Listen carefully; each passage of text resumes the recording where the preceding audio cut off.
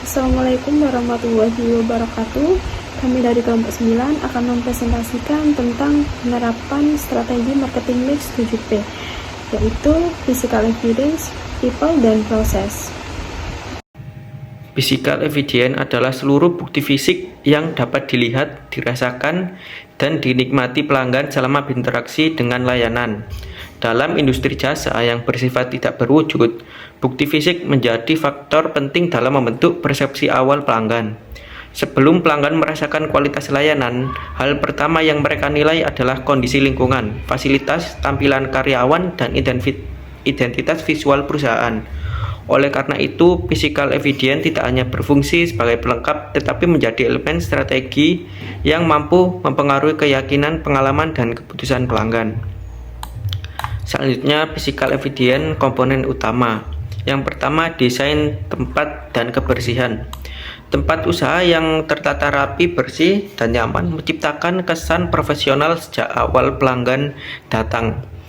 Lingkungan yang tidak terawat seringkali membuat pelanggan ragu terhadap kualitas layanan yang ditawarkan.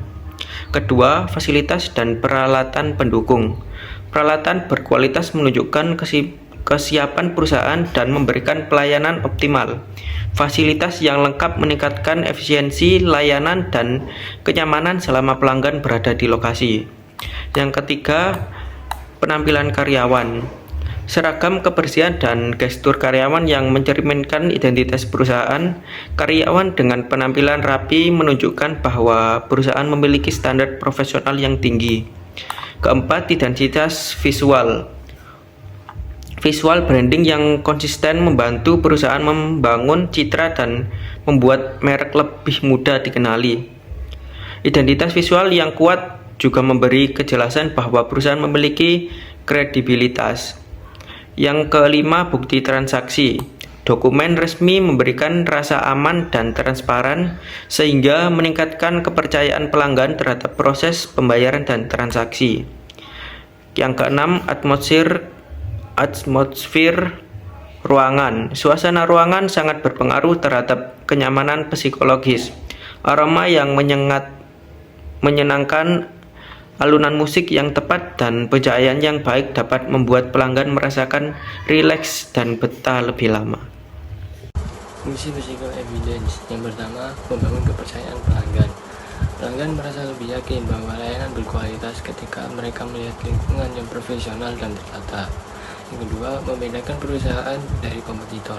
Physical evidence dapat menjadi keunggulan kompetitif. Perusahaan yang unggul dalam hal fasilitas dan suasana akan lebih mudah menarik pelanggan. Dan yang ketiga, menambah kenyamanan dan pengalaman positif. Lingkungan yang nyaman membuat pelanggan merasa dihargai dan mempengaruhi tingkat kepuasan secara keseluruhan. Dan yang keempat, memperkuat citra layanan.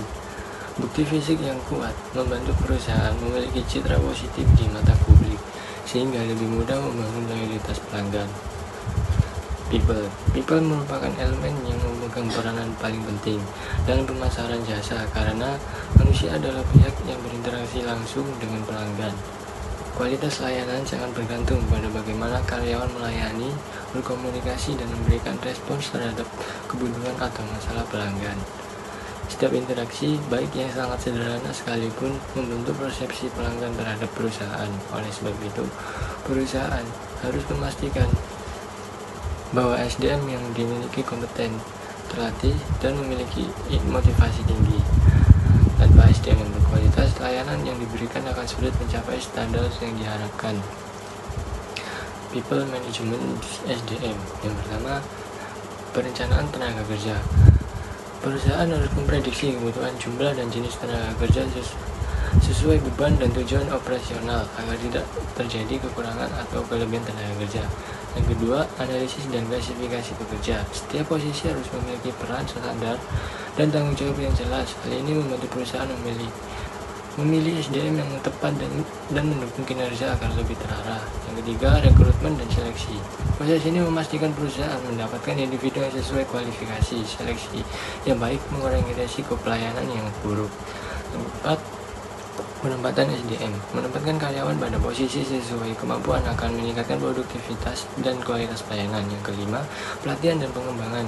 Pelatihan rutin meningkatkan skill pelayanan dan profesionalitas pengembangan, memungkinkan karyawan berkembang seiring kebutuhan perusahaan.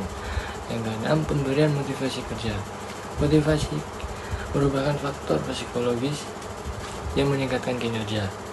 Karyawan yang termotivasi lebih ramah, responsif, dan peduli terhadap pelanggan. Kemudian ada people, faktor penentu kualitas layanan. Nah, di sini ada kemampuan komunikasi, sikap ramah dan empati, kemudian ada pengetahuan tentang produk atau jasa, ada konsistensi pelayanan, dan yang terakhir ada kemampuan menangani keluhan. Nah, untuk kemampuan komunikasi sendiri, ada komunikasi yang baik, membuat pelanggan merasa dihargai dan dipahami. Kemudian sikap ramah ini seperti menciptakan suasana pelayanan yang nyaman untuk para pelanggannya. Kemudian pengetahuan tentang produk dan jasa itu seperti memahami layanan yang dapat memberikan informasi tepat dan membantu pelanggan membuat keputusan. Nah, kemudian ada strategi people, yaitu pelatihan layanan pelanggan. Ini merupakan pelayanan untuk melatih karyawan untuk melayani pelanggan itu dengan ramah, cepat, dan solutif agar pengalaman pelanggan itu lebih positif. Kemudian yang kedua ada monitoring standar layanan, yaitu untuk mengawasi apakah karyawan itu bisa bekerja sesuai SOP dan memberikan pelayanan yang berkualitas kepada para pelanggannya. Kemudian ada penanganan keluhan profesional, yaitu seperti mampu merespon keluhan tanpa defensif dan memberikan solusi yang memuaskan untuk pelanggannya. Nah, yang terakhir ada kepuasan fungsional dan psikologis pelanggan, yaitu seperti selain layanan, suasana yang nyaman, sikap bersahabat, dan fasilitas yang mendukung itu menciptakan kepuasan emosional bagi para pelanggannya. Dan terakhir ada proses. Proses sendiri merupakan keseluruhan alur aktivitas yang dilalui pelanggan melalui pertama kali berinteraksi dengan perusahaan hingga layanan selesai diberikan. Kemudian proses yang baik itu mencakup standar operasional kerja, sistem pelayanan, tata letak ruangan, hingga langkah-langkah internal yang mendukung kelancaran dari operasional itu tersendiri. Tujuan utamanya adalah menciptakan layanan yang cepat, efisien, terstandarisasi, dan konsisten.